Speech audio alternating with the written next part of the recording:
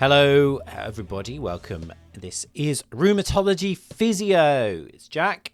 As usual, I am the Rheumatology Physio. We're going to talk about osteoporosis in this video, vlog. I don't really know what you call these things anymore, but we're going to talk about osteoporosis, in particular screening. So we're going to give some really detailed specifics on who we might screen and why. There's been this publication to which I am going to link. So if you are listening to this through the podcast feed, then scroll down. You'll be able to get the link to this. If you are watching, then the same thing. It'll be in the description. If you're on if you're on the Substack channel or on email or something, then you'll find it below as well. So this publication came from the US Preventative Services Task Force, which sounds super awesome.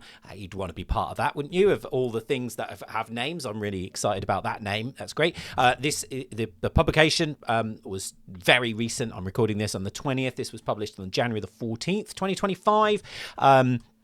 And this was all about screening for osteoporosis to prevent fractures. So we're screening specifically for osteoporosis to prevent fractures. The major sort of recommendations, so this is about benefit, so they concluded with moderate certainty that screening for osteoporosis to prevent osteoporotic fractures in women 65 years or older has a moderate net benefit, so that's screening all of them. We'll talk about that in a bit more detail in a minute. They also concluded with moderate certainty screening for osteoporosis to prevent osteoporotic fractures in post-menopausal women younger than 65 years at an increased risk has moderate net benefits. We're going to talk about that as well in a bit more with some specifics.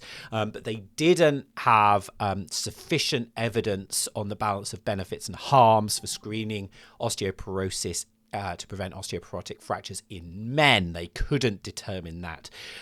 So what we're going to do for this video is, or podcast, or if you're just listening to it, I'm going to go into some of those specifically. So we're going to talk about some case examples on who we're going to screen and who we might not screen, just as a matter of course. So we're going to go into then how we're going to make some of those decisions.